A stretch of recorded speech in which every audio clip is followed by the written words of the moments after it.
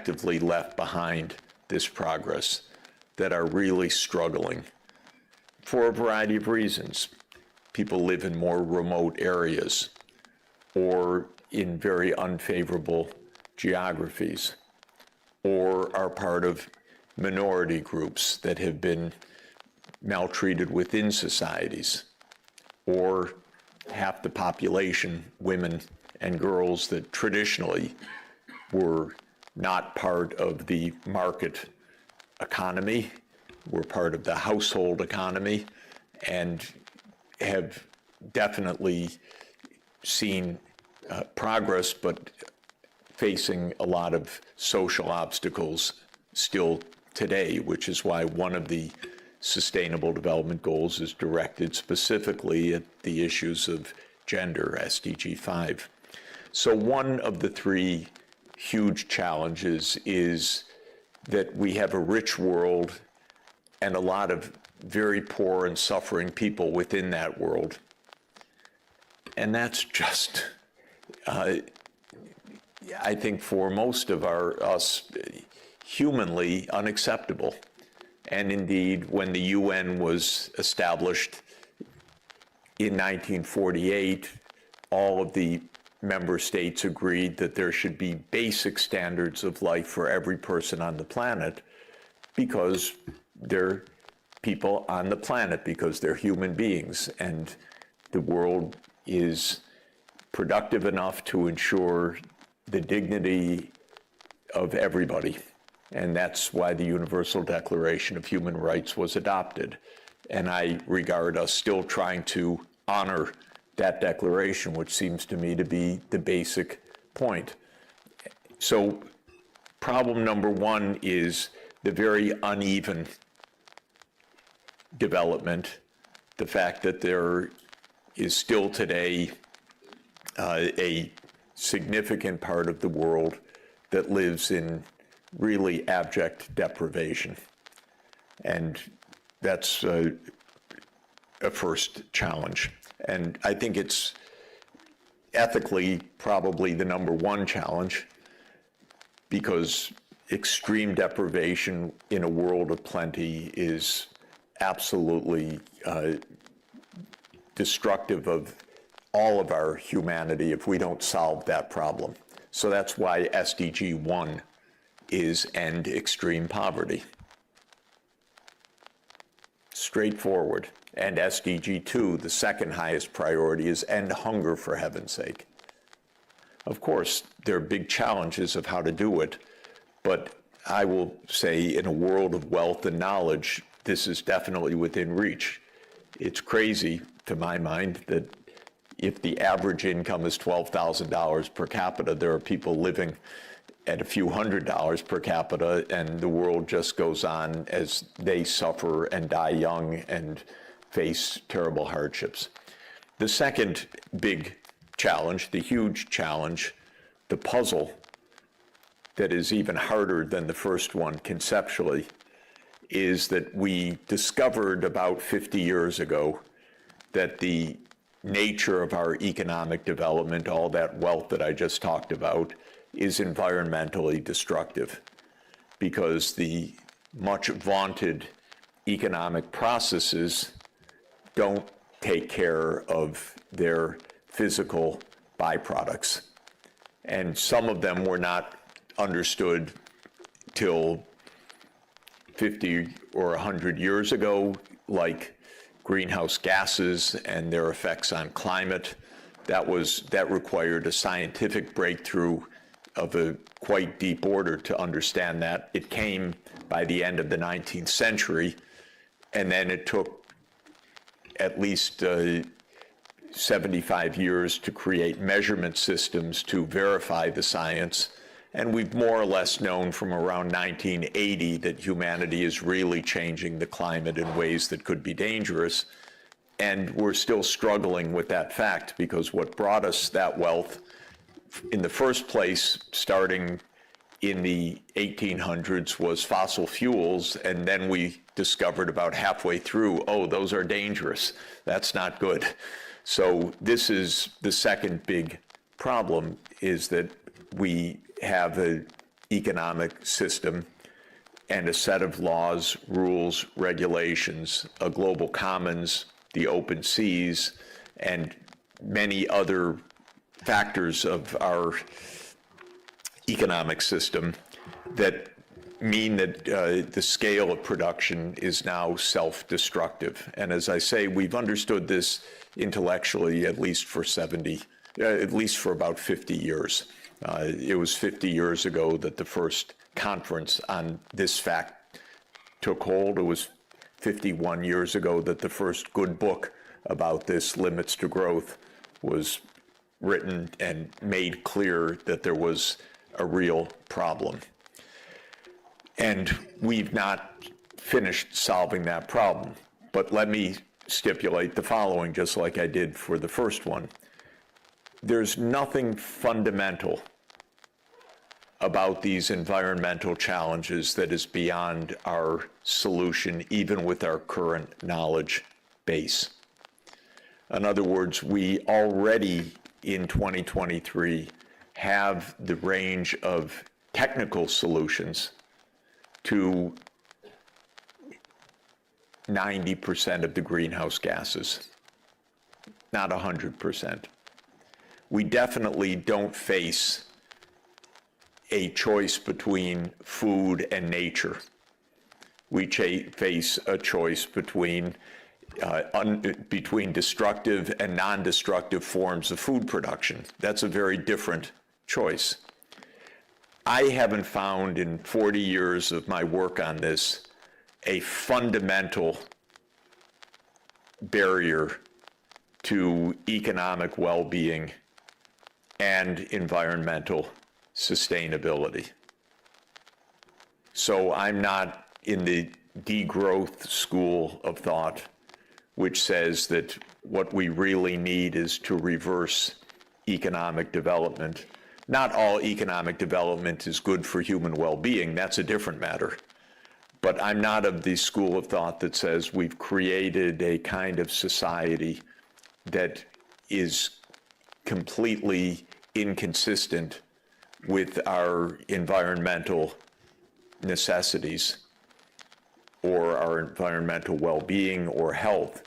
What we have is a very flawed economic system, legal system, regulatory system, incentive structure, so that we adopt or continue with technologies that are very ill-advised and do lots of stupid things because it's possible to make money off of those stupid things rather than do the things that we should be doing. And I've not seen in all of my experience any calculations that show me that doing the right things is beyond our reach, beyond our budget, beyond our economic means. For example, all of the estimates about the energy transformation to a zero carbon energy system suggest that it's 1 or 2% of world output that is needed to make that change. That's really strange. It's not that it's 50% of world output that's needed. It's not that this is cataclysmically expensive and we're just doomed as if an asteroid were coming to hit the planet and we have nothing to do. No, we have clear, very, very clear things to do. Sometimes we have too many possible things to do, so we don't know which one to take, so we're paralyzed. Should we do wind or solar or nuclear or this? I don't know. We won't do anything right now. We're making money with what we're doing.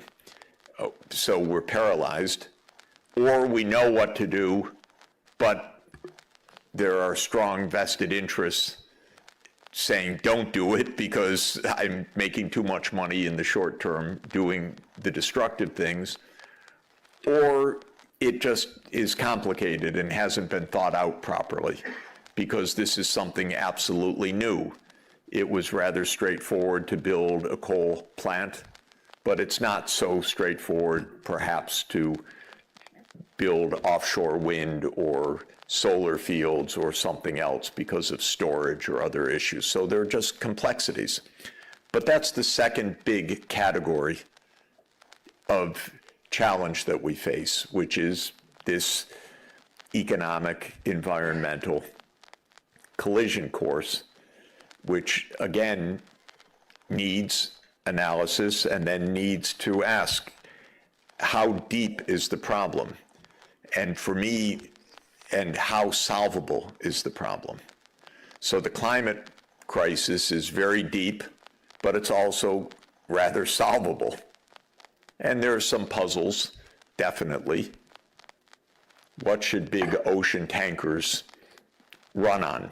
Should it be hydrogen fuel cells? Should it be ammonia? Should it be hydrogen combustion? I'm not an engineer. I've heard the arguments from the engineers. I want them to fight it out. I want them to try different approaches, but clearly we should be trying these technology lines.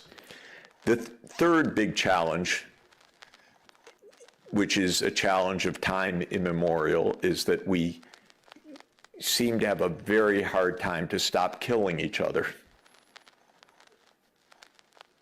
So war becomes ever more dangerous because the weapons become ever more destructive. And now we're technologically so smart that we figured out how to destroy the whole humanity. Damn it. If we weren't so smart, we wouldn't have this trouble. But a few geniuses figured out you could make nuclear fission work to make a bomb. By the way, there were probably 50 people in the world that understood that. And they figured it out, and then they gave it to a world of idiots. So we have a lot of dumb people who are in charge of nuclear weapons, and they were made by a few geniuses. That's our problem. So this is our third issue, which is how to stay peaceful and cooperative.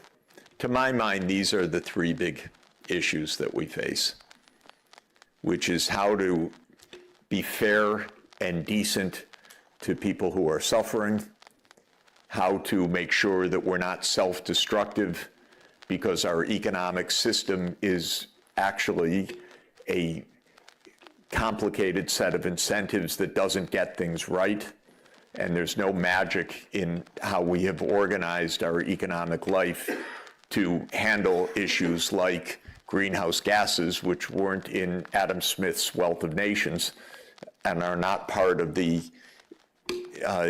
things that a free market can solve, and so forth.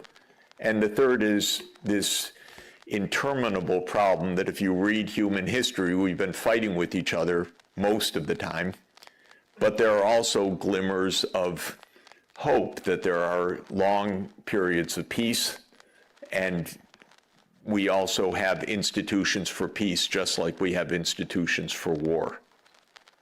One of the things that makes me quite optimistic about China's rise is that China has been much more peaceful in its history than just about any other region of the world. And the amount of interstate war of China over the last 2,000 years is actually quite low. It's basically been wars of pastoralists coming from the north and sedentary farmers trying to fight them off. And that's been most of China's wars for 2,000 years. If you look at Europe's wars, it was just kill each other across the divide for 1,000 years, nonstop. So China at least has a peaceful tradition, and I think it fits actually with this idea of harmonious society, with the idea of global civilizations and so forth. I'm quite an optimist, I have to say, about that, because I think it actually there's a deep rootedness. So that's all we have to do. End poverty, protect the environment, stop killing with each other. All right? So Thank you. No, okay. So, no. So what do? To my mind, the basic thing is we should think hard about each of those things and then come up with plans. That's the most basic idea. That sounds so dumb. Why am I saying that after 40 years? Don't I have anything more intelligent to say? And the thing is that the way that our social systems work is not to think and then solve these things. And that's very interesting.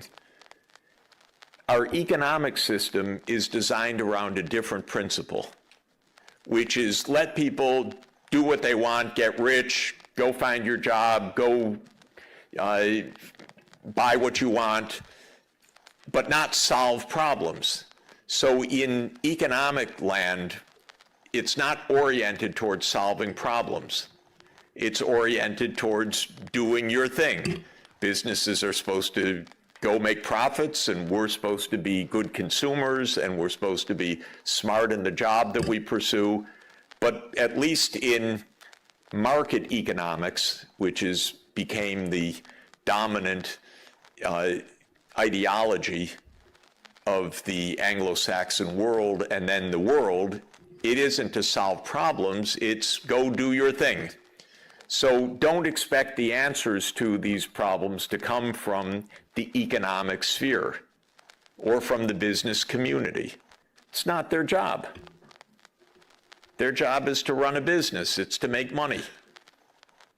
So that's problem number one, that we don't think in the economic sphere about end goals.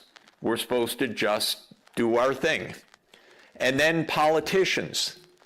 In most politics, it's not about solving problems. It's about maintaining power. And that's even the goal. And you have experts on maintaining power. All the politicians have little Machiavellis around them, handing them, this is what you need to do to stay in power. And that's your goal. And so politics, at least in my country, has very little to do with any goals. I don't know what any American goals are. We have no goals. We have some heroes, our founding fathers. We love the Constitution. We like the July 4th Independence Day. But we have no goals. And even when I hear Dr. Zhao talk about China's goals, you could not have that in the United States, stating those goals. Because that's socialism. You're not allowed to have goals. So politics is not oriented towards solving problems, really. It's management of power, competition for power, holding on to power, benefiting from power. And so we don't see from our governments most of the time these big goals and how to solve them.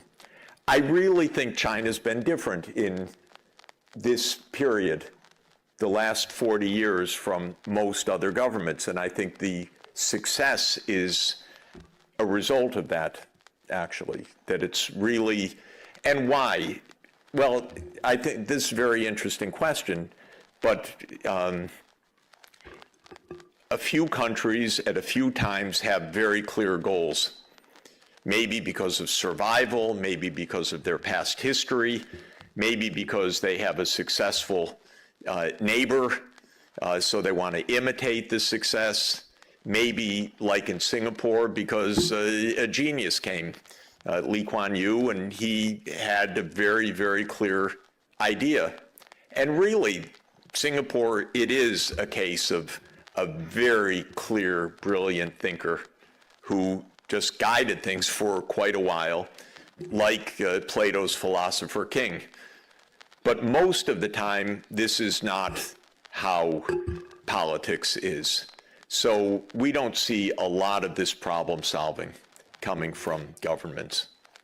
And the third thing is, in my country, which became the most powerful country in the world for the last 75 years militarily, they really think that fighting wars is a big part of what governance is about. They're crazy and dangerous and could get us all killed. So that third category of just peaceful cooperation does not come easily. Every day we read something hateful about China in the American newspapers now. Every single day.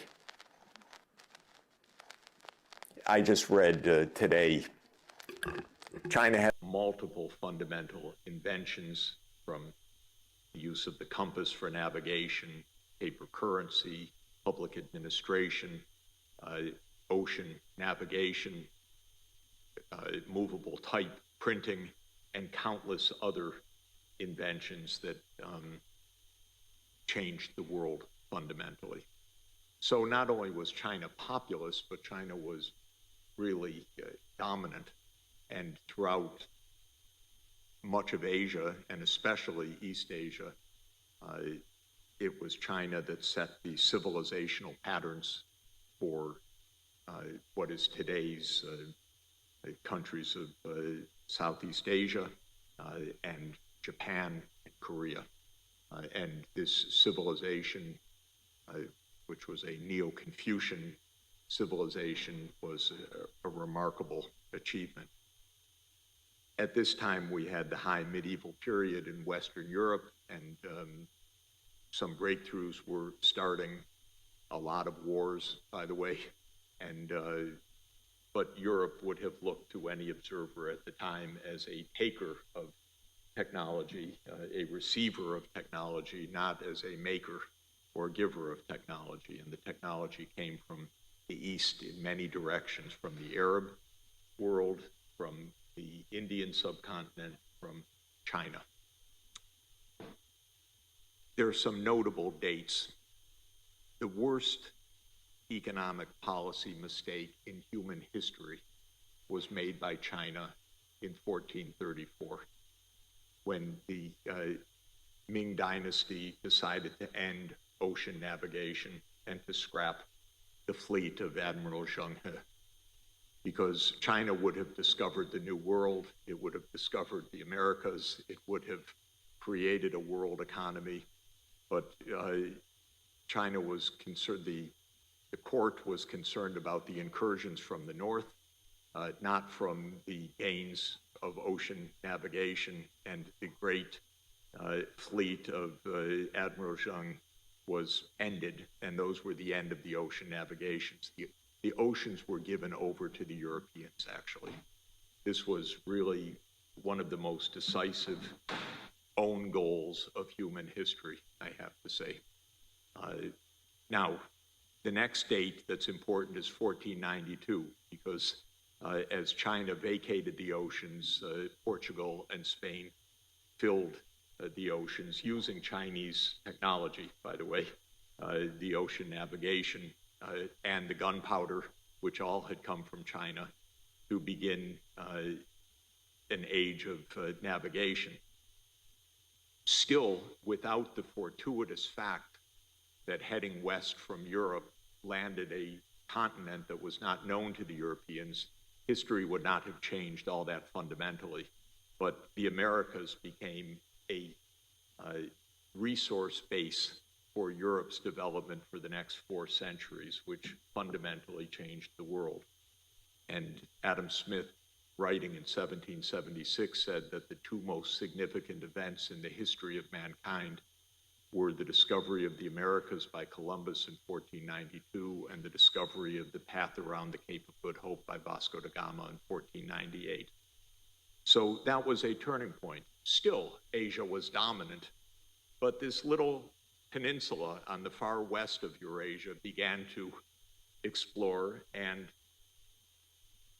ironically conquered the Americas, and that was by virtue of pathogens rather than any dominance, because the Europeans brought smallpox, yellow fever, malaria, and many other diseases, and wiped out the Native American populations by around 95%, and were able to conquer, therefore, two continents of massive resource base. So history began to change. The next date that I would suggest is fundamental is 1776. That's a very interesting year. 4 things happened that year. You know some of them. The most important was James Watt patented the steam engine in that year. A second decisive event was that Adam Smith published The Wealth of Nations. The third decisive event was that Gibbon published The Decline and Fall of the Roman Empire. And then there was something, a Declaration of Independence of some country also. All happened in that year. But the invention of the steam engine was a turning point as significant as 1434 and 1492, because though the steam engine had been invented by China, it had not been utilized by any scale in China.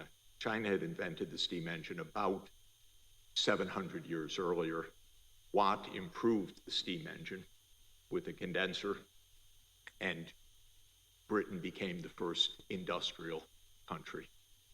And this was very significant because in 1839, my next date, Britain invaded China in the First Opium War. The war fought to make the world safe for opium addiction. Really a sordid act, but just an illustration of what had changed fundamentally in power. From China's dominance, now China was in defeat by the British, by a British expeditionary force from not quite halfway around the world, but was able to defeat the Chinese Ming or Qing, Qing Empire.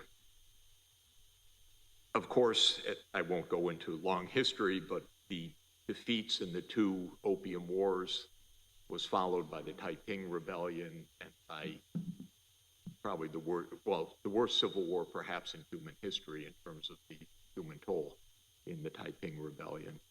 And China went from being an absolute great power to being a subjected country, and one that faced extreme poverty and hardship later in invasion by many imperial powers along the coast, and then the invasion by Japan starting in 1894, 95, and then in the 20th century. For me, the next turning point is 1947 and 1949, the independence of India and the independence of China. I think there's one key point in history, which is a colonized or imperialized country cannot achieve economic development or success because it is not in the interest of the imperial power to have success in its colonies. The interest of an imperial power is extraction. And so until independence came after this terrible 100 years, China and India were left behind, far behind economic development. So the next turning point in history was the middle of the 20th century when Asia began to recover. And if you look statistically, Asia had been around 60% of world output for 1,800 years roughly, from as much as one can measure this, from 1 AD to roughly 1800 AD. And then by 1950, it had declined to 15%, or perhaps 20% of world output, though the population was still 60%. So the per capita income had collapsed. what we are experiencing now is the recovery of normality, not something outside of human experience, but actually the recovery of normality, because what was abnormal was that a small part of the world, the North Atlantic region, would so dominate the whole world. And that was by virtue of the technological advances, starting with steam engine, and then the militarization of those technologies, which led to a century of imperial domination by Western countries. This would have lasted longer, but the West fought two disastrous, bloody civil wars, World War I and World War II, and by the end of that period, it was, of course, morally, politically, economically, financially, militarily incapable of empire, and with some lagging battles, the countries found their way to independence. So Asia began to recover dramatically fast. And by around 2010, China was larger than the US economy in absolute size, measured in purchasing power terms, but not surprising because China is more than 4 times the US population, or was then. Now it's about 4 times the US population. And so naturally it would become a bigger country. 2 implications, and I'll stop here. One is that now that the whole world is industrializing, and we're going to have development everywhere. India was behind China by about 15 or 20 years, but now India is growing faster than China, is likely to continue to do so. Africa is going to grow faster than both India and China in the next 40 years because it's going to be catching up from farther back. And by the way, Africa right now has the same size population as China and India. All are 1.4 billion. But Africa will be the biggest by mid-century, by far. So if there's an African Union, the African Union will be the most populous part of the world by 2050, by far. And it will be a dynamic part of the world economy also. So we're going to have lots of mindset changes in the years ahead. But there are 2 significant conclusions from this. One is mainly the United States has been shocked at China's rise. And I have to say to my Chinese friends, you didn't ask permission, you know?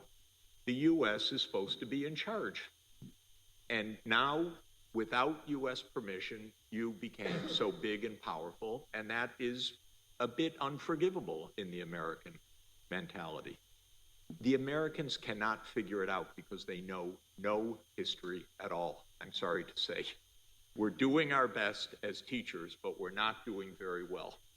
So the idea that what's happened in China is a return to normal is ununderstandable. And this is why there's so much tension right now.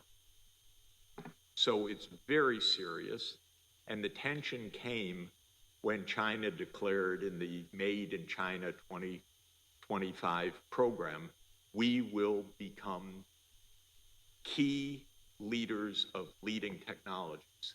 That was the biggest affront to the Americans. I say, bravo, go for it. This is good for the world. Technological advance anywhere lifts everyone, by the way, as long as it's not militarized and leads to destruction, but as long as it's used for human well-being. And by the way, Chinese technologies are already core to saving the world. Whether it's medicines like artemisinin or whether it's the lowest cost solar production, solar modules, this is Chinese technology and we need it. It's going to be critical for world well-being. But one thing is the tension coming with China's recovery. We need dialogue on this to understand it. So that's one part. Second is that as the whole world economy has grown roughly 100 times since James Watt's steam engine, I would say realistically maybe 250 times since James Watt's steam engine, we're wrecking the natural environment. We really are. It's extremely serious. It's very late in the day.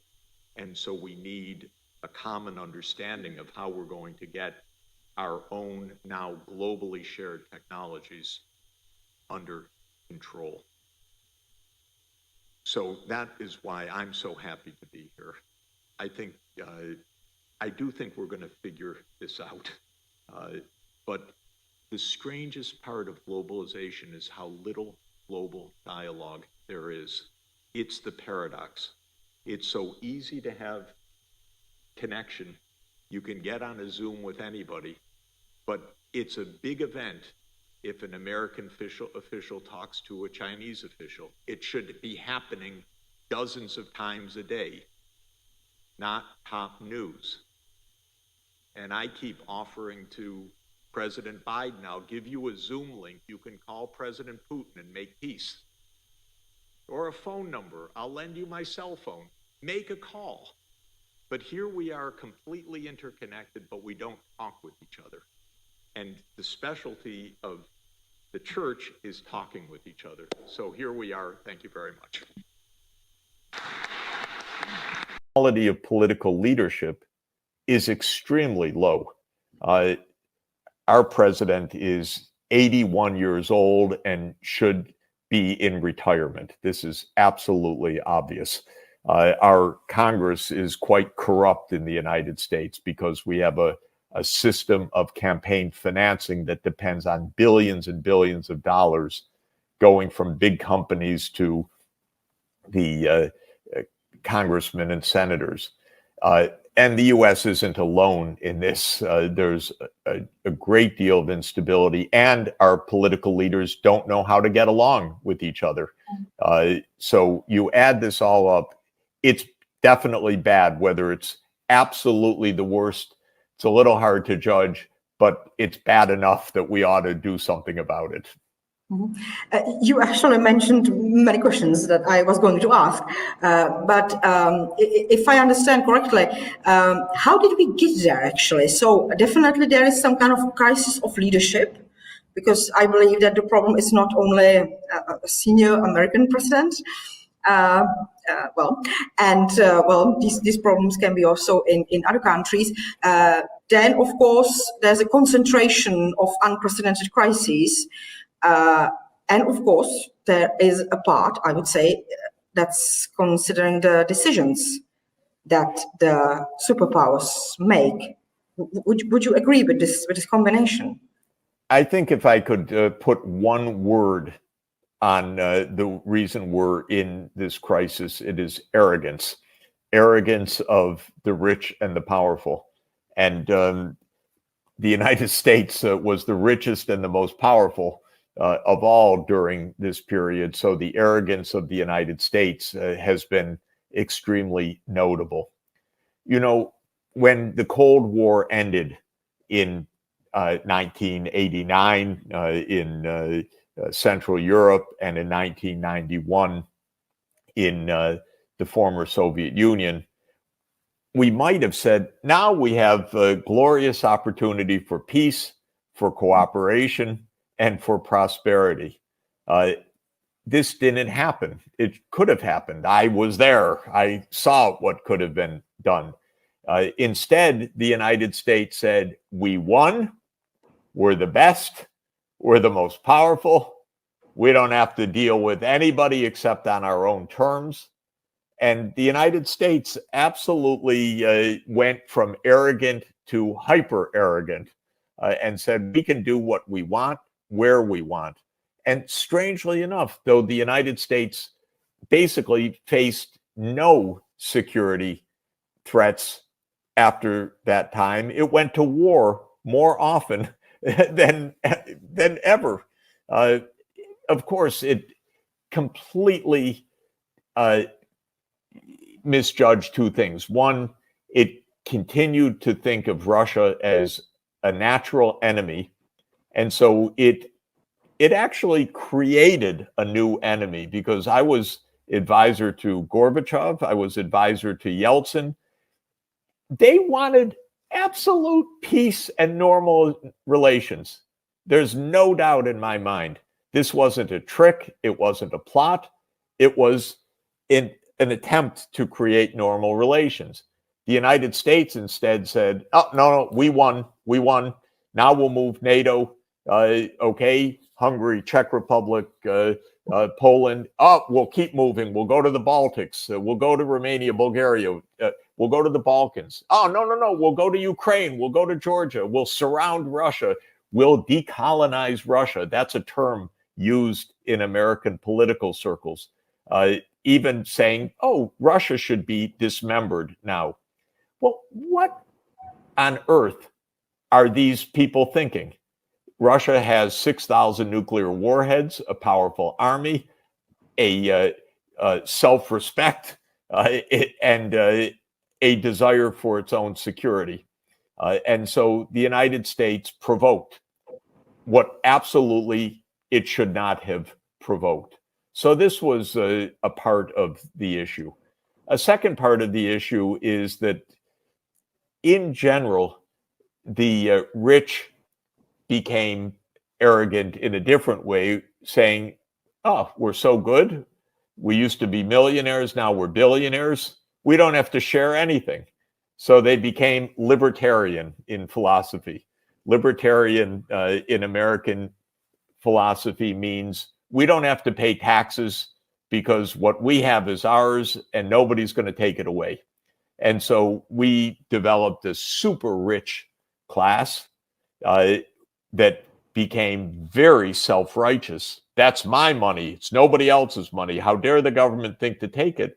And at the same time, a growing amount of people struggling in poverty or losing jobs to technology, being replaced by robots, being replaced by automation. So the gap in our society between the rich and the poor widened considerably.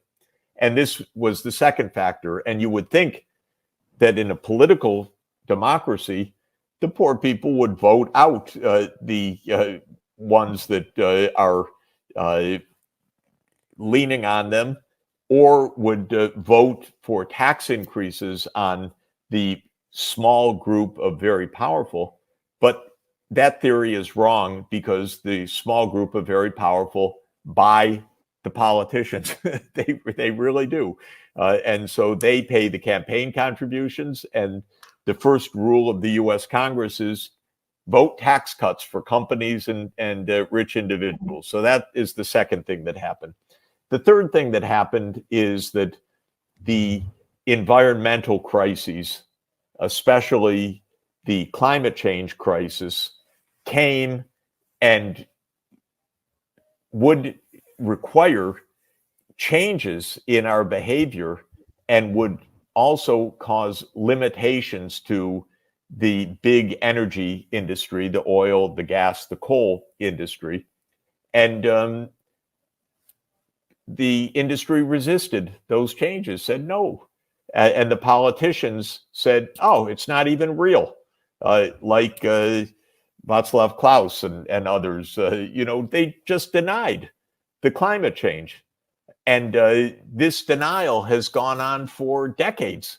Actually, we just saw a new president of Argentina elected just now, who said that climate change is a socialist plot. You can't even make this up. I don't know whether this is just playing games to get elected, whether it's complete sheer ignorance, whether it's corruption. I don't know what it is, but it's shocking. People in any kind of responsibility should know better. They should at least understand what this issue is about. And this has been a very big challenge. It's, again, part of the arrogance. I happen to lead a scientific institute at Columbia University with hundreds of climate scientists. So I had an earful all the time about the climate science. Many people don't have that chance to hear directly. So they hear from politicians or actors who want to be politicians, who say whatever they feel like. And the result is that we go decade after decade without solving these problems, despite all the meetings, the treaties, the conferences, and so forth. So when you add all of this up, as I said, I think the underlying problem is arrogance of the rich and the powerful, who somehow think the rules don't apply to them. And we end up in a world that is in conflict. We end up in a world that is divided between rich and poor. We end up in a world that is facing massive environmental crises. And it's all so weird because the world's richer than ever before, better technologies than ever before. And we could, if we chose right, move to peace immediately. I just testified in the UN Security Council about 4 wars: the war in Ukraine, the war in Israel and Palestine, the war in Syria, and the war in the Sahel of Africa, which is Burkina, Mali, Chad, Niger.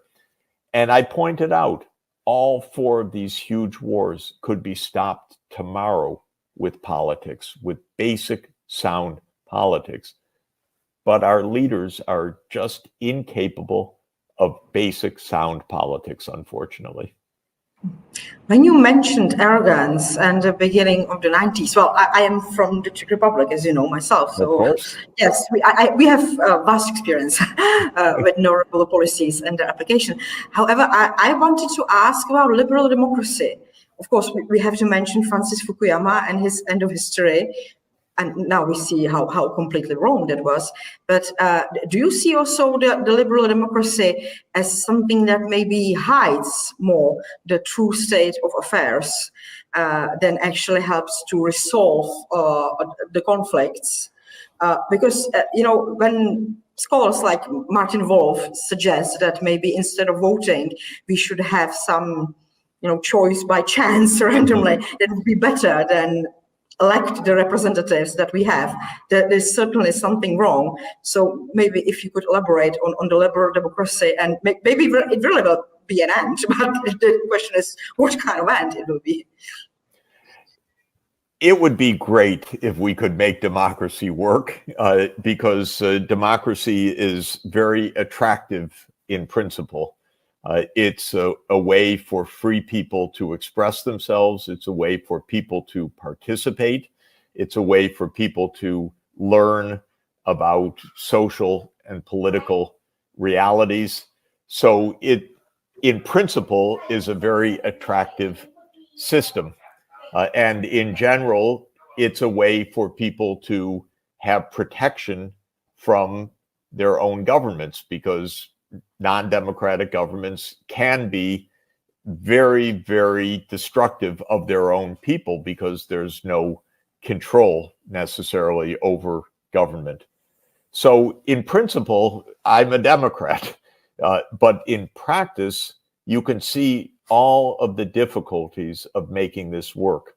A democracy needs to have an informed public. A democracy needs to have a respectful dialogue or deliberation in the public, not shouting, not even worse, violence, not hidden influence. A democracy needs to prevent being taken over by powerful interests that use the democracy as a facade, as a pretense rather than real democracy. So some democracies work pretty well. Some in Europe work reasonably well. I would say the quality of the American democracy has declined tremendously during my lifetime. Maybe that's an illusion, but I feel that, and I can see even in the data that people had more confidence in government 60 years ago than they have today. And I look at that, and I've, of course, spent my whole life trying to understand that declining confidence in our government. And I find two factors that are at the core of this. One is that after World War II, the United States created a security state with the CIA and other institutions that were supposedly ensuring national security. But in fact, they really diminished democracy, because the first principle of the CIA is that it's secret and its actions are secret. And it does lots of things around the world that are not good, but they're secret. So this really undermined American democracy. And we don't have much public effect on foreign policy, for example, in the United States, because when it comes to foreign policy, really the president and a few other people make decisions on behalf of everybody without public debate or without control by any really democratic institutions, other than a vote once every few years. But that's not enough, because we go to war all the time against the interests of the American people.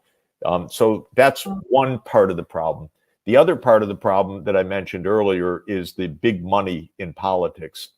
Some countries restrict private campaign financing. In fact, most in Europe don't have a lot of corruption of the political system.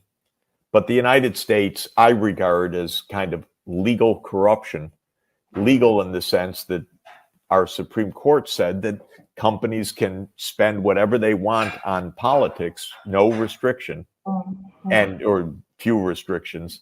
And the result is our election cycle, say the 2024 election, will spend maybe $15 billion of campaign financing. Now, you don't get honest government with so much money changing hands. You get government that is purchased by the highest bidder. And this is why the confidence in democracy has declined so much. You mentioned, of course, the power of big money. I wouldn't be so optimistic about the situation in Europe. I just believe because the economies are weaker, then there's not so much money as in the US, but the tendency is practically the same. You mentioned Joe Biden and, of course, then President Trump. Probably they'll meet in elections next year. Probably. Do you see the crisis in leadership? Because when we look in the past, we see many strong leaders who were both from Europe, from the United States, who were able to offer some vision and lead a society. Some of them even towards a peaceful society. We mentioned Willy Brandt, Olof Palme. We can also mention Ronald Reagan as a special type of American heritage as well. I would say there is a certain decline in these leadership qualities. Do you view it as well? Because in Europe, it's, I think, very visible.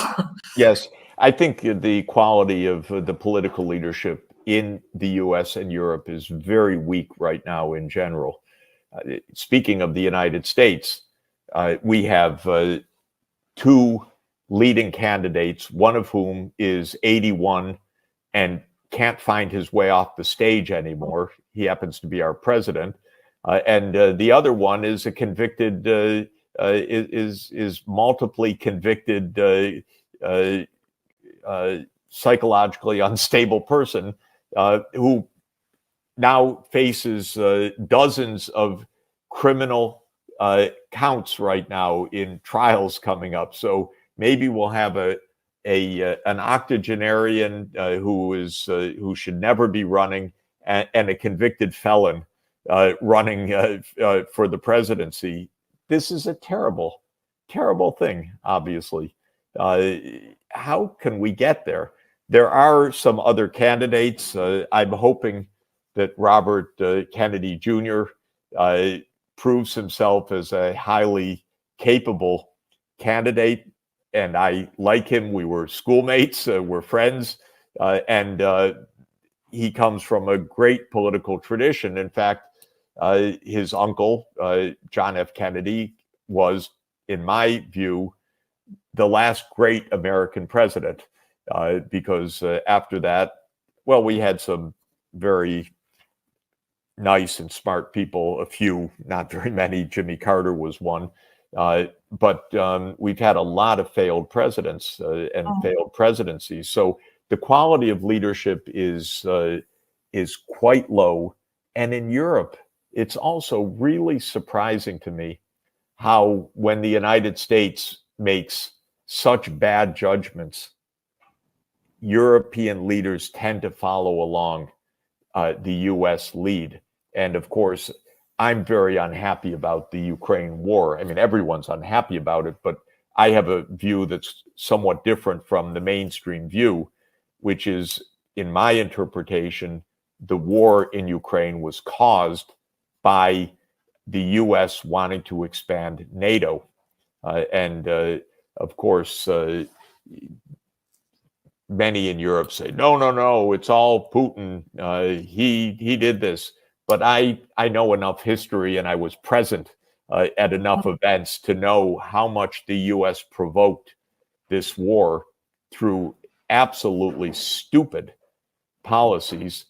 Because if you're smart, you don't push a military alliance right up against Russia's border. That's just not a wise thing to do. Russia's extremely sensitive to the military of the West encroaching on it because of how many times Russia's been invaded by the West. And especially when the United States politicians have so much hostility to Russia, which they do. They openly express the idea that Russia should be dismantled and many other things. Of course, Russia's going to see NATO expansion as a direct threat to national security, and it's not going to let it happen. So this is just an example of terrible policy, predictable disaster. But the US went along with it. Now, my point was, the Europeans knew better. I know because many Europeans told me many times, oh, NATO expansion to Ukraine is very dangerous, but then they don't say it in public. And they don't say it in public because the United States would get mad at them. And, they're afraid of the US. They shouldn't be afraid of the US. Europe should have its own independent foreign policy, and it should understand its own interests. And the interests are not just following along the United States.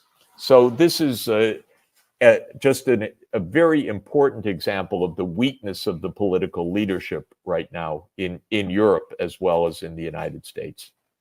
Yeah, we see that here very well. So they're actually not able even to formulate the national interests.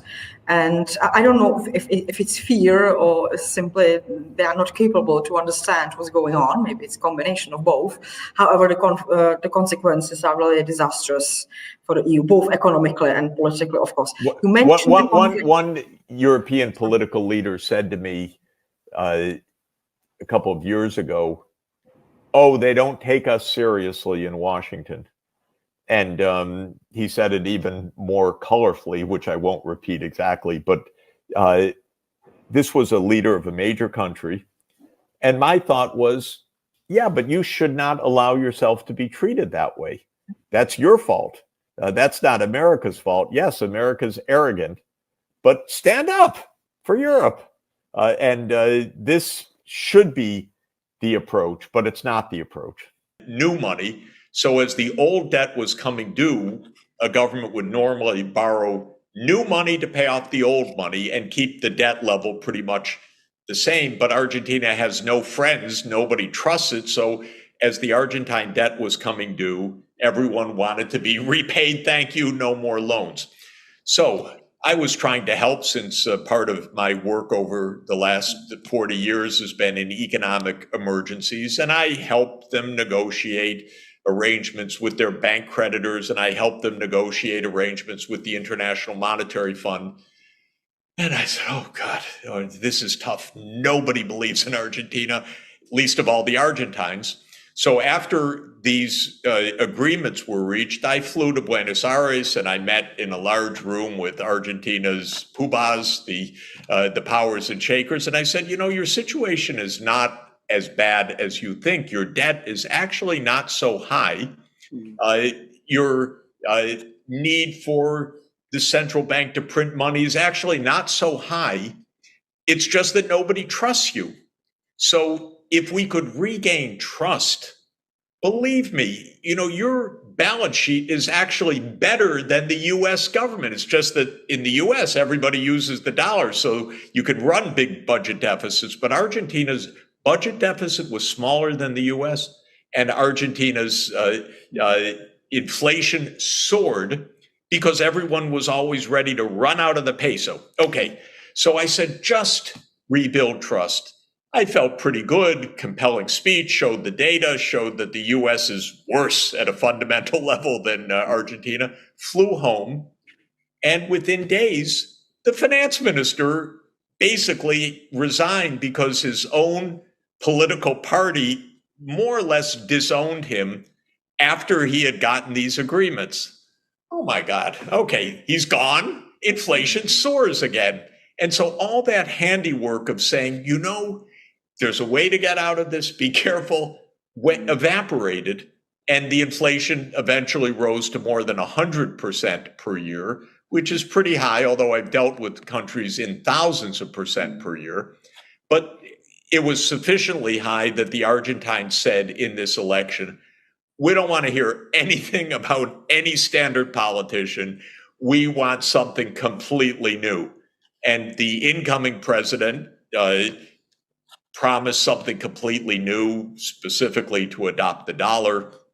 And it's probably not going to happen because quickly they backtrack. We don't even have dollars. We can't tie our future to a currency in which we have no reserves. We couldn't back the banking system and so forth. I've not spoken with the new government, although I know the incoming finance minister quite well. I plan to speak with them. The long and the short of it is this is just chronic crisis. So I wouldn't draw too much about general facts from Argentina because basically almost any time between 1823 and 2023, you could have found the country in crisis. And I've dealt with already in my career with a number of presidents of Argentina. And they don't have the internal political capacity to overcome this yet. So all of this is to say, Argentina, endlessly fascinating, a little bit bizarre. Hopefully they'll get out of it this time. What's interesting now geopolitically is that the outgoing government had joined the Brics.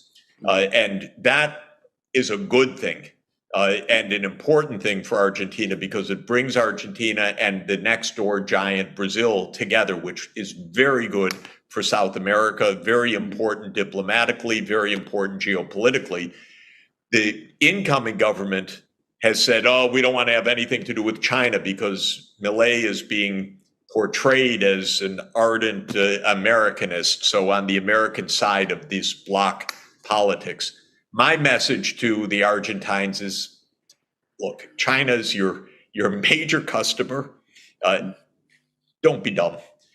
Don't go with the U.S. in this sense. You know, trade with the U.S., trade with China. Don't get into this crazy mentality of one side or another.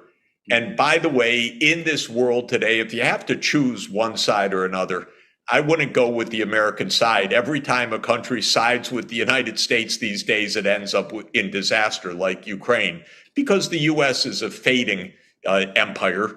It can't sustain all its promises, not even close. It can't even keep its own public institutions functioning anymore. So my message to the Argentines is you don't have to choose sides. Just be nice, but don't break relations with China, for heaven's sake. Join the BRICS. It's a good thing to do. And maybe within the BRICS efforts this year, which are very important efforts to create non-dollar payments, there'll be something in it for Argentina. That I'm going to try to explain to them. there really is some good news for Argentina in the fact that it won't just be the dollar in the world, that there will be alternative payments, and Argentina shouldn't close itself off from what's going to be an important new force in international monetary economics. That's all very interesting, because one of the things that I noticed, which has not been mentioned, I think, widely, is that Putin, of course, has just been to the UAE and he's just been to the Saudi Arabia, and he came with a very, very big and very strong delegation of people. And I noticed that one of the people who was there was, of course, Nabulina, who is the central bank chair. And both Saudi Arabia. I didn't realize she was on the trip, but that is a very interesting. It's very interesting. Part. It was interesting because I don't think it was announced, but there was a list of, you saw the picture of all the people in Riyadh, and they were all shaking hands. And one of the people who was there and who shook their hands was none other than Nabulina. So she was there. And of course, Saudi Arabia and the UAE are both joining the Brics in a few weeks. So is Iran. The Iranian president has just been to Moscow. He's had discussions there with Putin. There's just been this announcement of this free trade agreement.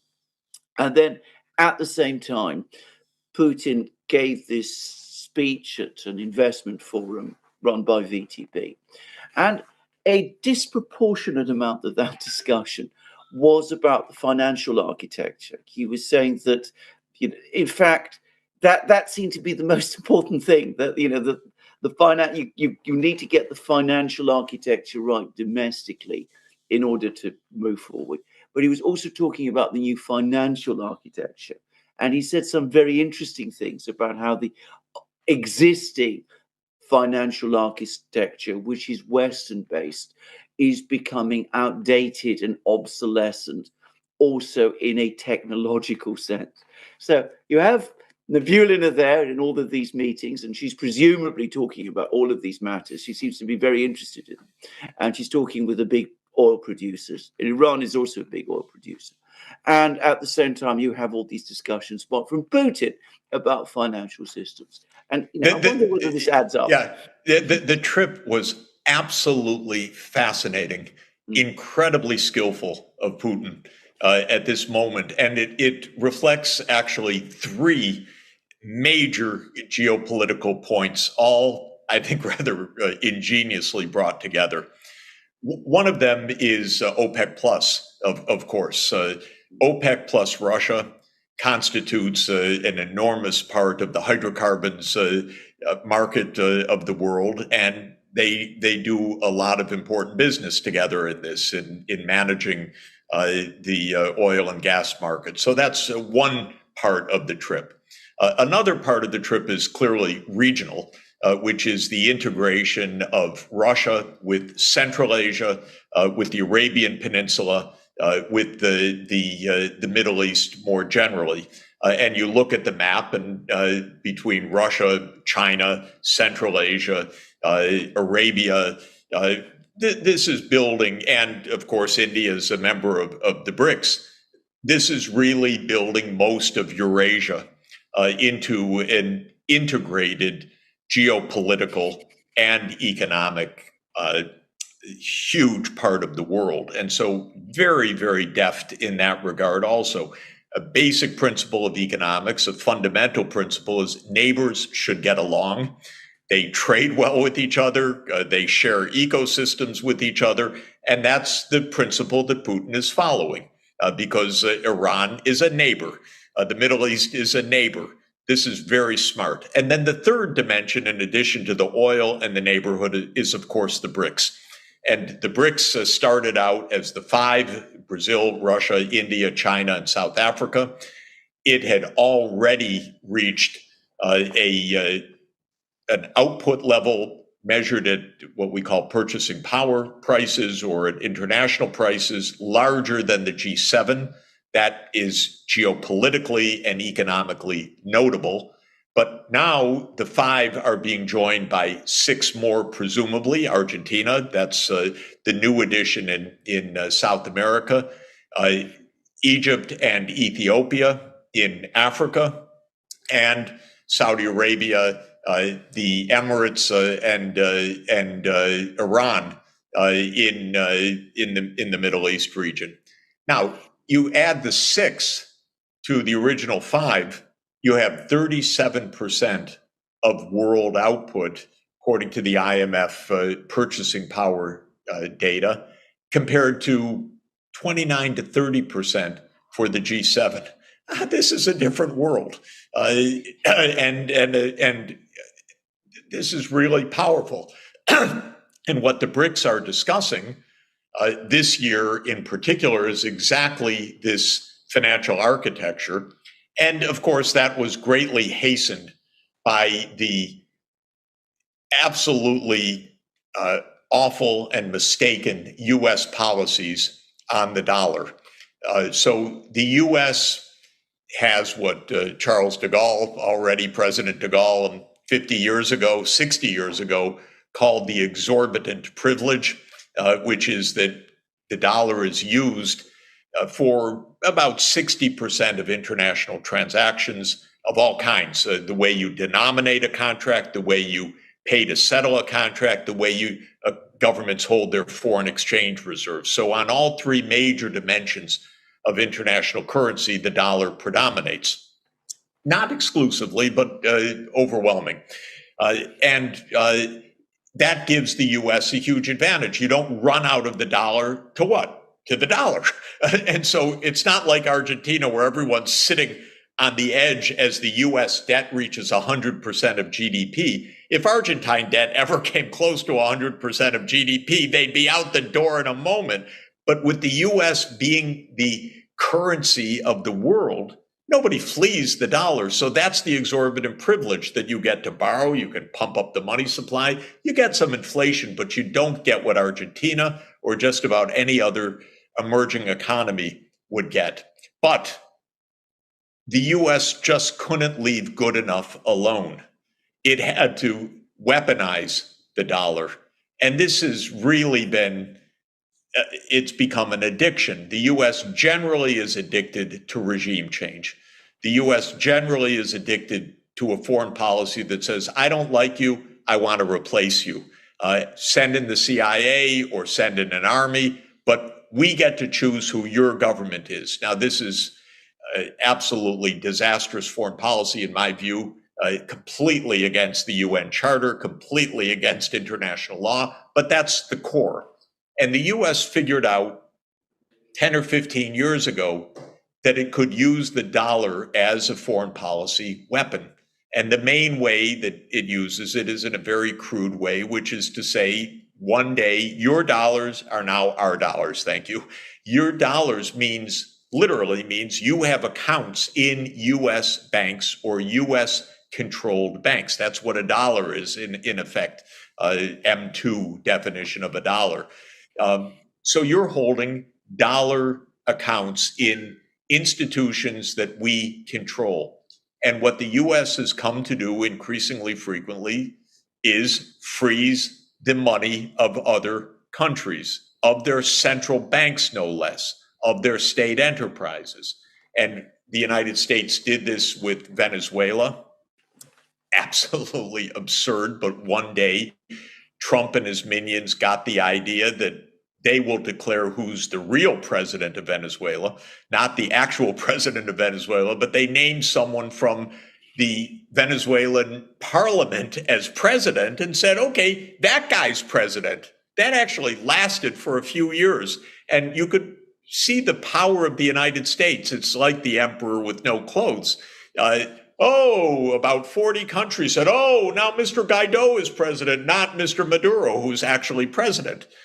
So you could see a measure of the US influence that other countries would follow this nonsense. But in the process, they said, Mr. Maduro's no longer president, because we said so, and he no longer has access to the foreign exchange reserves of the country. We give that to this other one. Well, this is absolutely crazy. Even the IMF couldn't, I shouldn't say even the IMF couldn't figure this out. It doesn't have the gumption to say to the United States, that's ridiculous. say, oh, no, we have a big issue. Who really controls the foreign exchange reserve? So these games went on for years. Of course, with Russia, it's much more serious than that. The United States froze its estimated $300 billion of Russian financial assets. That's a lot of money, by the way. That was the trick that was going to bring Russia to its knees. It didn't do so, but that's what they thought. You know, we've got Putin cornered, we've got Russia cornered. We'll bring them to their knees by freezing their assets and locking them out of the U.S. banking system, the so-called SWIFT settlement system. Well, Russia quickly figured out, very cleverly, we could trade with China and renminbi, we could trade with India and rupees, a little bit shakier on that front. We can find other ways to transact. And to make maybe a short story long as I have, this year Russia is the leader of the BRICS. The BRICS summit will be in Kazan next October, I believe it is. And so Russia chairs the process, and it's chairing an expert group to come up with non-dollar payments. This is smart. And I kept telling my friends in the US government, don't abuse the dollar. It's going to go away. Because in monetary economics, the first thing you teach is the real economy is the real thing, what you produce, what the factories are. There are many ways to make a settlement, even barter, of course, but there are many currencies you can use. So don't think that your currency brings another country to its knees, because the other country's economy is the real economy, the ability to produce steel, the ability to produce weapons or artillery, the ability to produce automobiles or chips or whatever it is, or oil. And the United States misunderstood that, but really abused the privilege of the dollar. And the dollar will absolutely lose its role in centrality in the international payment system in the coming decade. You know, in monetary economics, just to mention, all my colleagues look at history and say it's a long, slow decline of a currency. And the most famous case is the British pound, which used to be the core of the international monetary and financial system in the 19th century until basically the Great Depression. But the fact is, and so they say, look, the pound hung in there even after Germany was larger, even after the United States was larger, even after Britain's share of the world economy had declined. London remained the center of the international system. But it's not going to happen the same way with the dollar, because it's just too easy technologically to do things differently. And so we will have at least an international renminbi at a minimum playing a big role. And we could have a kind of BRICS, if not central bank, a BRICS monetary fund that serves the role of giving liquidity and credits among the BRICS countries in a way which will mean a non-dollar settlement system. Professor Sachs, just a few things. As a person in Britain, I can say that the long decline of sterling after Britain lost its hegemonic position in the world economy was an absolute disaster for Britain. You would not want to go through that process again. And by the way, it's quite interesting just to say the way it manifested. Of course, World War I was awful. The return to gold in 1926 overvalued Britain in the world economy. And Keynes wrote one of his most famous essays in 1926 called The Economic Consequences of Mr. Churchill, who happened to be the Chancellor of the Exchequer in 1926, that put this mistake into place. The 1930s were the Great Depression. World War II, of course, devastating. And the point is, by the end of World War II, Britain had basically gone deeply into debt, even with its own colonies, which became independent countries. And so Britain never quite got out of debtor status again. And it was a very, very heavy, long, painful period. Britain the center of the world going to the new International Monetary Fund for an emergency loan. I mean, unthinkable. But, the United States, can you imagine going to the IMF for a loan? It's not impossible. This is exactly what you're referring to. Absolutely, I remember it. I was in London, of course, when it happened. I can remember the Chancellor turning back at the airport. He had to rush off to Washington to raise funds. And of course, the fact that we had this currency, which was still an international currency, was doing immense damage to the British domestic economy, which I think people don't understand. So in some ways, it might actually be better for the United States, I would have thought, to go through it quickly than have it, drawn out in the way that it was with Britain. I'm not, by the way, saying that's going to happen, and I'm not making those points. But anyway, that's what I wanted to say. If it's a long process, it's a long agony. It's not based on the British experience. So, we will have non-dollar payments in the BRICS. That's clearly high on the mind, not only of President Putin, obviously, but also President Lula, who every day asks, and he's the chair of the G20 this year, as well as being a BRICS member, why are we dealing with Russia in dollars, for heaven's sake? And he's very sensible, very logical, and we will move to new payments arrangements, and they will do just fine, thank you. That will be the real lesson. Welcome to Book Club with Jeffrey Sachs. I'm absolutely thrilled to have one of the world's leading experts on international relations and one of the most important voices in public affairs in the world today. With me, Professor John Mearsheimer, also a good friend and somebody that I admire tremendously.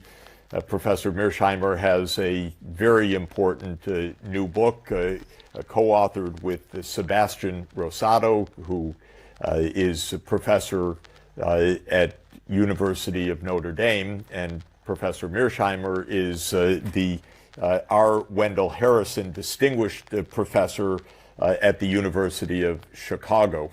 I'm sure that most or all of you have been listening to John Mearsheimer discuss the events around the war in Ukraine and now wars in the Middle East and so many other issues, because he's been the go-to person for so much of the world in trying to make sense of the multiple crises that we're in and the spread of violence.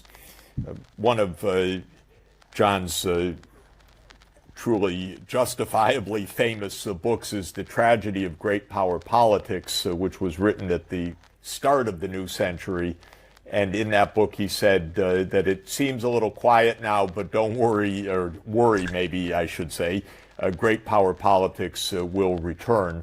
And the book's title that I'm going to discuss with you, John, also is about the tragedy of great power politics, and we seem to have a lot of tragedy to go around right now.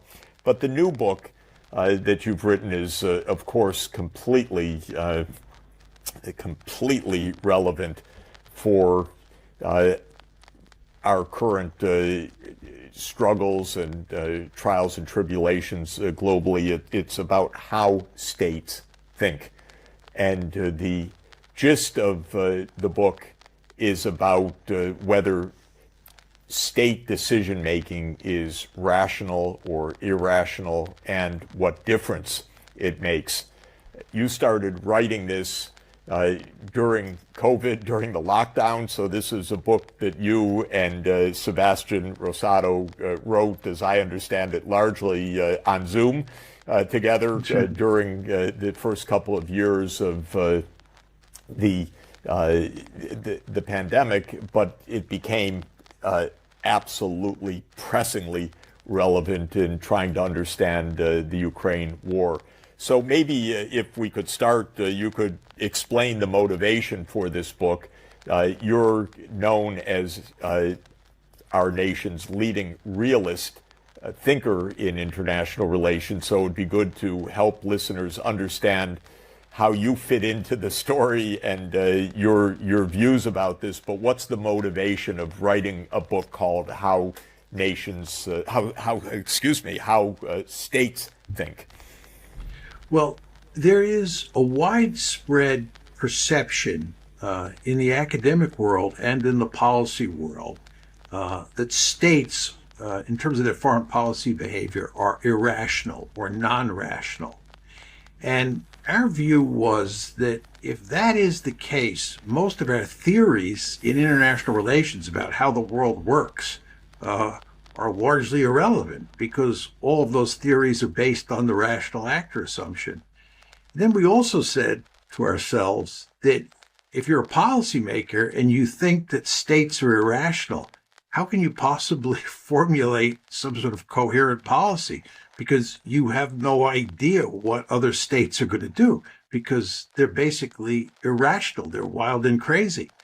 And our intuition, in fact, our theories about how the world works, say that states are rational. So what we decided to do was try to figure out whether states are routinely rational or routinely non-rational. And to do that, you have to have a definition of what rationality is, because that has to be the baseline that you then employ to look at past state behavior and determine whether or not states have been rational or not. So what we do in the book is we explore what rationality is, and then we look at the historical record, and we conclude, one might say unsurprisingly, that states are rational most of the time. This is not to say that they don't do irrational things, and a good example of that would be the George W. Bush invasion of Iraq in 2003. That was clearly, in our opinion, a case of non-rationality. So we'll come to that to understand that. But in our current discourse, for example, it has been said almost nonstop. Well, Putin, he's irrational. He thinks he's Peter the Great. He's aiming in an illusion to rebuild the Russian Empire. And your argument is, no, this is not a serious way to think about Russia's decision-making or President Putin's role in Russia's decision-making. And if we think that way, we're ourselves going to be led down a very dangerous and inaccurate path in how we deal with the global challenges. Yeah, let me say a few words about Putin, because there's no question that that's the case that almost everybody rivets on these days. Our basic argument is that whether a state is rational or not is largely a function of the theories that underpin the policy that a leader is pursuing. And in other words, if a statesman or a leader has a cockamamie theory that informs the state's policy, then that's not rational. And if you look at the case of Vladimir Putin, this is a pretty straightforward case of Putin and virtually every Russian leader being deeply fearful of NATO expansion. And when it was first announced in April 2008 that Ukraine was going to become part of NATO, the Russians made it unequivocally clear that this was unacceptable, and Putin was in the lead in making that argument. Nevertheless, NATO continued to move eastward and to attempt to bring Ukraine into NATO. And the end result is a major crisis broke out in February 2014, and then you had the war where Putin or the Russians invaded Ukraine in February of 2022. And our argument is that this is a straightforward case of balance of power politics. It's Realpolitik 101. What Putin was doing was balancing against the West. He was balancing against NATO. It's hardly surprising that this conflict has broken out. But many people who are in the war party, and of course this includes huge numbers of people in the foreign policy establishment, believe that he is a mindless imperialist, and anybody who would dare to invade Ukraine for purposes of conquering it and incorporating it into a greater Russia has to be irrational.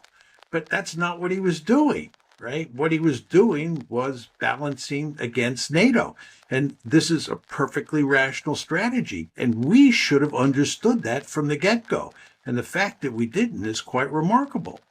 And one of the pieces of evidence strongly in favor of your view is the memo that William Burns wrote in 2008 from his position as then ambassador, U.S. ambassador to Russia. He's now the CIA director, but he wrote a memo back to the Secretary of State explaining it's not just Putin against the NATO expansion to Ukraine, it's the entire Russian political class. And so it's a complete opposite to the kind of claim that's made that there's some delusional leader. Burns spelled it out very clearly in I think the memo's entitled "Niet means niet," no means no. Now, interestingly, John, just to ask you about that memo would never have seen the light of day, most likely, but for WikiLeaks. It was leaked in part of a treasure trove of foreign policy documents. So much of what states do, especially the U.S., I would say, and other big powers, is secret. So how does one assess the real decision making, what people really believe, and how states are acting? Well, the truth is that it's very tricky to do in real time. And when you talk about Putin and exactly what his thinking was, it is not easy to put your finger on exactly what is going on. It's much easier to look at historical cases where you have a rich record and you can see what the documents and the memoirs and so forth and so on say about a particular set of leaders and what they were thinking. But I would argue in the Russian case, it's a pretty straightforward instance of a leader and his lieutenants, apropos the Bill Burns memo, saying over and over how they thought about NATO expansion and what they were going to do. There's no mystery here. It wasn't subtle. No, it's actually quite remarkable. What's remarkable is that the West paid hardly any attention. Maybe we should say no attention to what Putin and his lieutenants were saying. They completely ignored the Bill Burns memo. And I would imagine that once we get our hands on the historical documents, all the historical documents, we'll see that Burns was not the only one who was telling people at the top of the Bush administration that this was what was going to happen. So it does seem to me that Russia's response to this relentless push of NATO or of the U.S. to have NATO, a U.S.-led military alliance, expand was rational. But maybe to get to that, if you could explain what you and Sebastian Rosado mean by the term rational, because it is a loaded or a debated and unclear term. How do you operationalize that? And since we're talking also not about an individual decision or an individual person who could be rational or delusional and so forth, but rather a state, what is a state in this context specifically? And how would you assess whether the state is acting in a rational way? Yeah, this is a great question. Let me just quickly lay out my definition, or my and Sebastian's definition of rationality, and then answer your question head on. Our argument is that rationality has two dimensions to it. First is the individual, and then there's the collectivity or the state, because as you point out, you can't just focus on one individual, because decisions are made by a handful of people. There's surely a leader like Putin, but Putin is surrounded by other people who have input. So it's a collective decision or a state decision. And our argument is that at the individual level, what's imperative for rationality is for individuals to have a credible theory about how the world works that underpins their view of policy. We believe that human beings are fundamentally theoretical animals. We call this Homo theoreticus. I like that, by the way. Yes. Right. And that when you, Jeff Sachs, think about, what economic policy should be in Washington, you think about the world as an individual in terms of theories about how the world works. You have these economic theories. And when you look at international relations, you have political theories that inform your thinking. But that's just the individual level. Then there's the collective level, right? And our argument is you're often going to run into situations where you have different individuals who have different theories and therefore favor different policies. And to get a collective decision, to get a state policy, what you have to do in our story is have a deliberative decision-making process. You can't have a process that looks like the one before the Iraq War, where Dick Cheney and Donald Rumsfeld suppressed all sorts of conflicting views or views that they didn't like. You have to have a robust and coherent decision-making process. And we argue in the Russian case that that's what happened. As you know, the conventional wisdom in the West is that Putin was isolated and that he made this decision to invade Ukraine all by himself. And there were all these people who disagreed with him, but he exiled them or he didn't listen to them. And it's the fact that he was a lone ranger that makes this irrational. This is wrong, we believe. And in fact, to go back to the Bill Burns memo, the Bill Burns memo makes it clear that Putin was not a loner here, that virtually everybody at the top of the foreign policy establishment in Russia agreed with Putin about NATO expansion. So our argument is, at the individual level, what you had is a set of Russian leaders, including Putin, of course, who were operating on the basis of balance of power theory, right? And therefore had a credible policy. Right. And at the collective level, they agreed on what had to be done to deal with the problem. They believed to a person, I think, that, and the Bill Burns memo confirms this, that NATO expansion into Ukraine had to be stopped. And the end result is that on February 24th, 2022, we got a war. And, I think one of the telling documents, again, that really supports your view is the readout, or even it's almost verbatim minutes of the Russian Security Council meeting. I think it's February 21st, 2022. Yes. Is that right? Yes.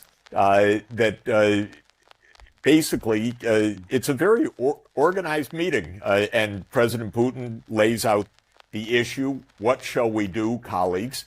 And then he calls on Lavrov, the foreign minister, and then he calls on other experts. Then he calls on people from the regions.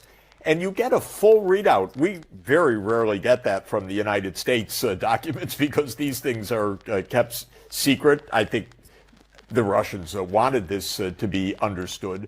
But it's actually a very orderly deliberation, and it obviously reflects a lot of orderly processes that repeated it. It's not one person. It's not President Putin pounding the table and say, we must do this. Quite the contrary.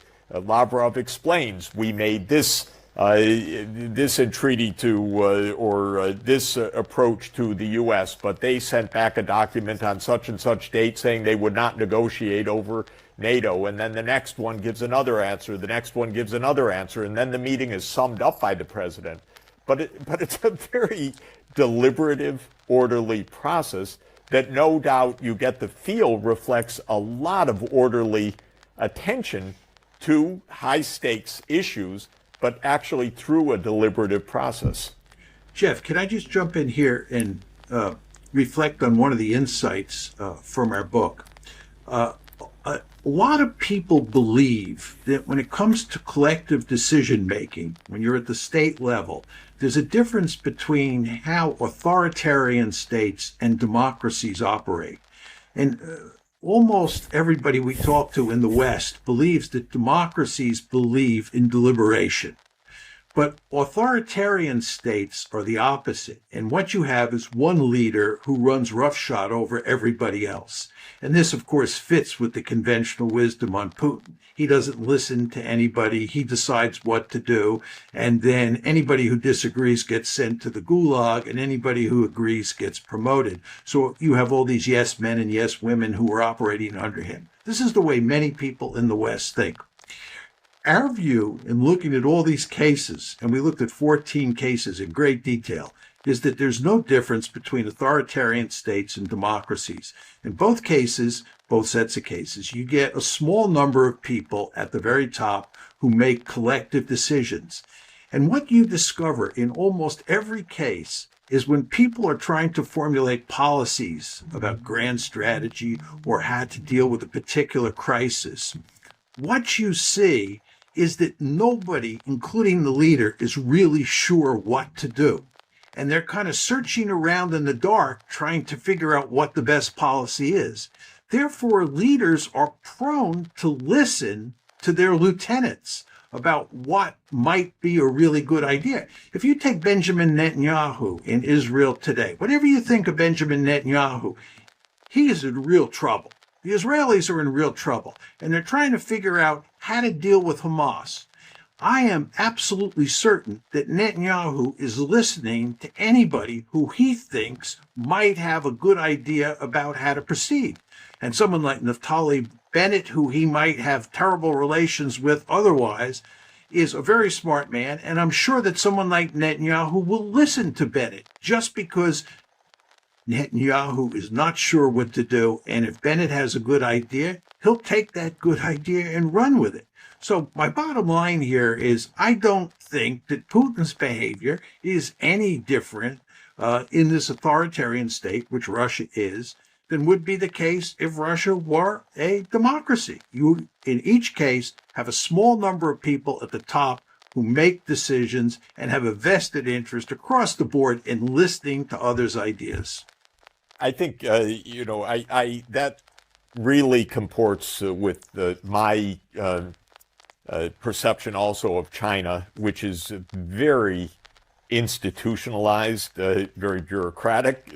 It's been an administrative state for 2,000 years with a lot of discussion, a lot of deliberation, not one person calling any shots at all, but actually really collective decision-making in exactly that way. And I wonder, in a way, there is an irony that sometimes happens in our democracy.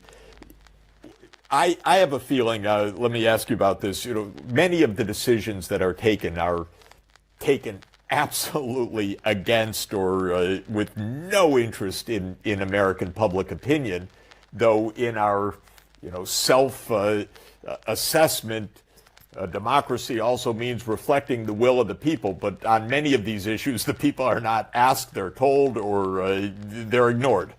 But often it happens that to get some decision made in foreign policy in our ostensibly public-driven process, the public is lied to. Lied to about the real situation on the battlefield, or lied to about the real reason for going to war, and so forth. And so maybe there's even more secrecy and less deliberation in the democratic setting in some cases because you don't speak the truth. I mean, the lead up to the Iraq War was a desire of a small group to have a war to overthrow Saddam Hussein on pretextual reasons that turned out to be completely false, maybe even more false than they believed. But certainly they were not very much interested in the evidence that they were purporting to give to the American people. So it was a deception. And because of the deception, I'm just wondering whether maybe the deliberation is even cut short in such contexts because too much talk, too much deliberation lets too much of the public in, and they didn't want to let the public in. Yeah, let me directly address this issue, which I've spent a lot of time thinking about. First of all, in the book that Sebastian and I have written on how states think, what we discovered is that public opinion, what the public thinks, domestic politics, and so forth and so on, matters hardly at all in the decision-making process. The elites, a small number of elites, get together and they make the decision. We were actually surprised by this finding. We didn't go in thinking that this was a question we should address, how much domestic politics matters. But we discovered in looking at 14 cases and looking in a cursory way at a lot of other cases that domestic politics doesn't matter. That's point one. Point two is there's no It's amazing. It's a stunning finding and a very important one. Yes, and again, it wasn't one that we went in asking about, a question we went into the book asking about. Okay, second point is that if you are in a democracy and you make a particular decision, you have to sell it to the public. There's no question about that. That's not as necessary in an autocracy. It's not to say it's completely unnecessary, because public opinion does matter somewhat, but it's definitely necessary in a democracy. Now, I wrote an earlier book called Why Leaders Lie. And the principal finding in that book is that leaders do not lie very much to other leaders, and they lie mainly to their publics. Yep. And you get more lying in democracies than in autocracies. There you go. There you go. I believe that. I really believe that. And I think sometimes you just feel it's a nonstop narrative and deception. And you know, one of the senior people in the Biden administration on another issue, and I don't want to say who and what the context was, but I said, well, you know, have you weighed in on this? And they said no. You know, only the spin guys in the White House have any role in that right now. It's all about narrative, how you pitch it, not what the substance is. This was, you know, is there really that deliberation over that particular issue? And there was very little, actually. Yeah, it's, you know, when I wrote Why Leaders Lie, and I would go around the country and I would tell people that leaders do not lie much to each other. People found that hard to believe, right? And then when I said that leaders in democracies are especially prone to lying to their publics, people found that hard to believe. But I would just say to you, the reason that people in democracies or the people inside a country are easy to lie to is because those people tend to trust their government. Because after all, it is your government. You expect them to protect you. They're your leaders. So they're primed to be deceived. When you're dealing with foreign leaders, they don't trust each other to begin with. We don't trust Putin. Putin doesn't trust us. And this goes back to 2000 when he took power, right? It's not just now in 2023. So given that there's not much trust to begin with, you really can't get away with lying at the international level like you can at the domestic level. Oh, that's really something. Hillary Clinton and Barack Obama and a few others decided they would overthrow the Syrian government in 2011. Typical regime change operation. That's what created the war and the refugees. Did any single European leader say that, explain that to the public? Not one. So then they wonder, why is their popularity so low? Well, if you don't speak up the truth, what do you expect? And so understand that these hegemonic wars of the United States, these are not in Europe's interests. And that's the same with supporting what Israel is doing in Gaza. It's not a matter of right or left. It's a matter of what's Europe's interest right now. It is not to have a fulminant Middle East war right now.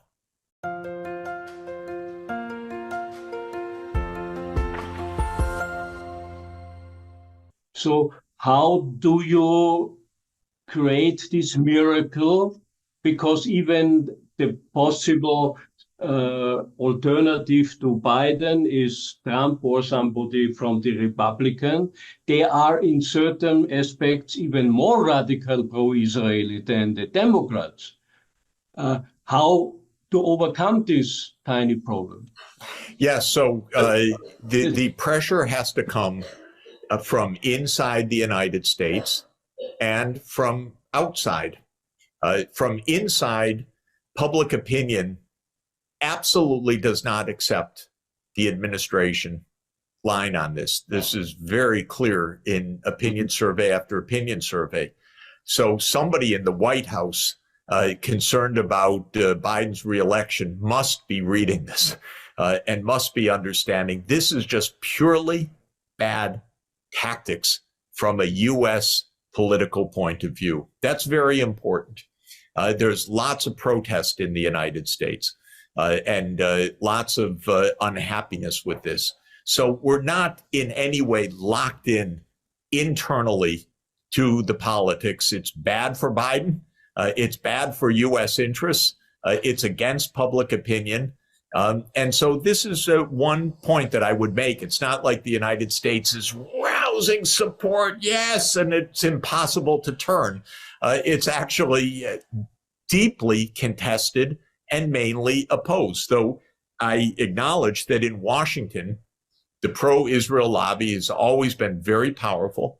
The military-industrial complex is very powerful, and the inertia is also powerful. So I'm not saying it's easy. Now, on the outside, the entire world is basically aligned on this side with one important footnote, which is that a few European countries maybe are not aligned. I don't know what the Austrian government's real position is.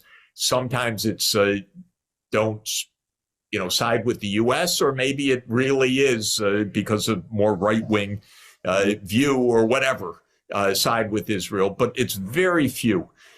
The problem in Europe is European politicians stop telling the truth about almost anything years ago because all they want to do is side with the United States. And I think I would just say to European politicians, if you do it, you lose at the polls. There isn't a popular government in Europe right now because it's incredible. This is so much against Europe's own political interests. So I would say, think through this honestly, and then say, it's right. We're not against Israel. We just need to move to a two-state solution. And the United States, come over here, buddy. You know it too. Let's move to a real solution. I'm waiting for European politicians to regain 2 feet on the ground, their head out of the clouds or out of U.S. control, and just state clearly, straightforwardly what is right and also what happens to be in Europe's interest. But by the way, what happens to be in Israel's interests as well, because nothing that's happening is doing anything other than gravely threatening Israel's long-term survival. This messianism, this greater Israel idea, this zealotry of this religious group, this is not saving Israel. This is threatening Israel's survival. So I want European leaders just to think clearly and honestly about this, because that'll also help the United States get to the right place. I think there is a lot to say about the European leaders. I think the European leaders, there are no leaders, you know it better. And there is another tiny problem. We will have also an election this year in some European countries, but in the European Union for the European Parliament. And the problem is that everybody, according to most of the polls, it's to foresee that the right-wing European nationalistic right-wing parties will win.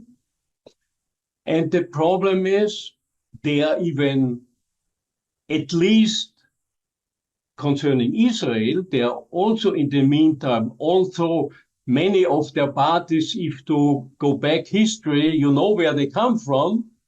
And this is a historic cynicism. I think that these right-wing fascist parties, now they are on side of Israel, which is unbelievable for anybody who knows history and who knows how things happened, that these parties, who are sometimes in internal issues, they are racistic, they are fascistoid right today, but when it comes to Israel, they are supporting the Jewish state. Yeah, supporting the Jewish state is one thing. Supporting what is called Greater Israel to dominate the Palestinians is so senseless for Israel and for Europe that everybody should take a deep breath and understand that. How many self-wounds does Europe want? How many crises, how many wars does Europe want around it? And I would ask the European leaders, the reason why the right is growing is in part because the so-called center or center-left all was gung-ho with the United States for NATO enlargement and for the war in Ukraine. And of course, it's been a disaster for Europe. It's been a disaster economically for Europe. It's been a disaster from a security point of view for Europe. So it's not even left-right. It's a failure policy that the current European governments have pursued, and they are opening up their way for an opposition to arise. And that's what's happening, in fact. So the reason European politicians, by the way, across the board, you look at the approval ratings in Western Europe right now or in the EU, nobody has any support, basically, except the few that stand up for themselves, like Orban or Fico or a few others. But the ones that are basically just siding with the United States in this useless Ukraine war are all in their 20% approval ratings or 25% approval ratings and so on. So the main point I would say to Europe is, if you go the way, not of supporting Israel, that's one thing, but supporting Greater Israel for ethnic cleansing and for this terrible thing, all you're doing is making another prolonged disaster on Europe's borders. And if that's in Europe's interests, boy, please explain it to me. This is no doubt about it. I think Europe, with this policy they follow the last tens of years, I think it's against their own security, economic, even cultural interests. I think this is something which... I'll give you another example, by the way. The politics of the 2010s was dominated by the Syrian refugees. And anyone that knows even the slightest history should understand that Hillary Clinton and Barack Obama and a few others decided they would overthrow the Syrian government in 2011, typical regime change operation. That's what created the war and the refugees. Did any single European leader say that? Explain that to the public? Not one. So then they wonder, why is their popularity so low?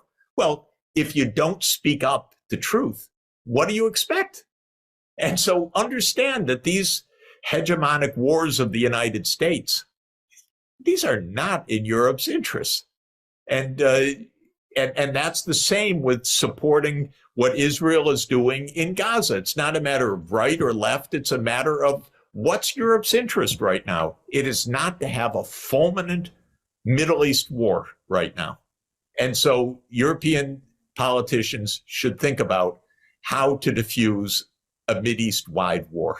You are completely right. I think you convince people like me. Unfortunately, we are not in power. And but coming back to the issue of this interview. I think now there is a peace plan. It's even economically, we didn't even mention it, but which is interesting for me, since you're also long experienced in economy. I think one important but not so much debated proposal is the establishment of a new UN fund, a UN Reconstruction and Sustainable Development Fund, which is interesting, should partially, at least partially, funded by reduction of expenses which traditionally have been spent for armament and war. You know, outside the UN, across the street from headquarters, is what they call Isaiah's Wall, which is the inscription of the prophet Isaiah, chapter 2, verse 4, which says they shall beat their swords into plowshares and their spears into pruning hooks. Nations will not make war on other nations, neither will they teach war anymore. I'm paraphrasing, but you know, Isaiah had the idea in the 8th century BCE of the transforming the military to the civilian use. And we're now spending $2.5 trillion a year worldwide on the military. The United States is around 40% of the world's spending. Shocking, because we're 4% of the world's population. What if we take even 10% of that would be $200 billion a year. So $250 billion a year. And so that's the proposal. Create a fund funded by basically agreed cutbacks in armaments. I should mention that Pope Paul VI, in his encyclical Populorum Progressio in 1967, had that idea. So I don't want to claim any precedence to this, but I do think it's the right idea. The UN in general does not command much in financial resources. It needs to have a bigger budget to do good things. And one way would be military cutbacks that are rechanneled to sustainable development. We could continue hours and hours and hours, since many things have been already discussed for many years. But it's interesting that now this plan is here. I think, do you have any ideas how to make it even more popular? Do you intend to present it to other international bodies? And how should this come to reality? I'm discussing these ideas with UN diplomats all the time. And I've discussed it with Palestinian diplomats and with diplomats from around the Middle East. There's a lot of resonance with this. I personally am continuing to urge an immediate membership of Palestine in the UN as a UN member state. By the way, Palestine is a state recognized by 140 other states, but it is not recognized as a UN member state, only an observer, as you rightly pointed out.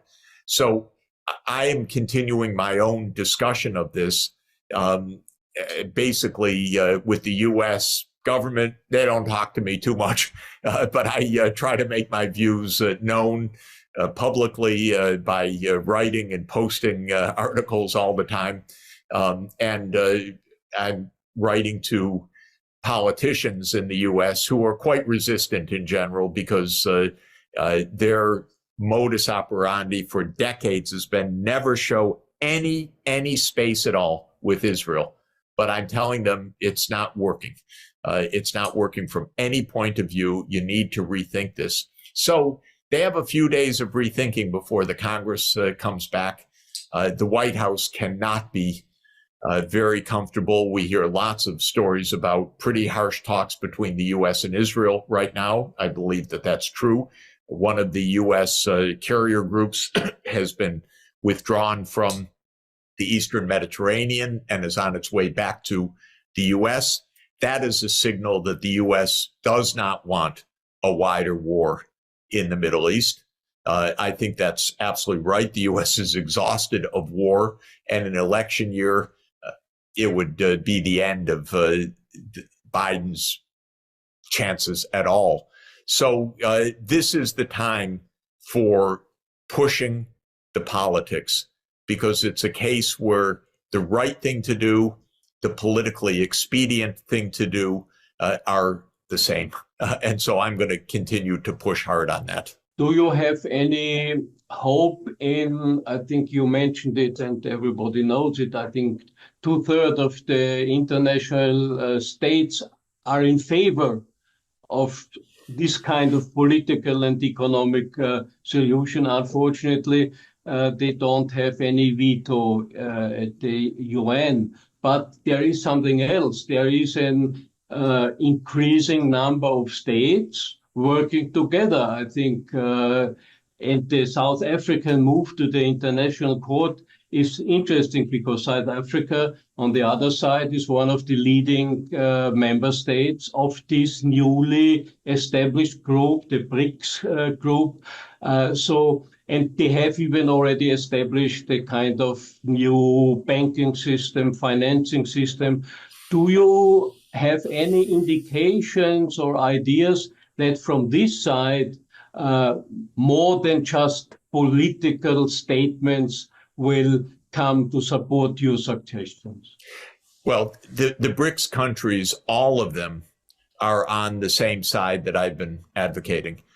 China, Russia, South Africa, India has expressed also some clarity on this. Brazil, certainly.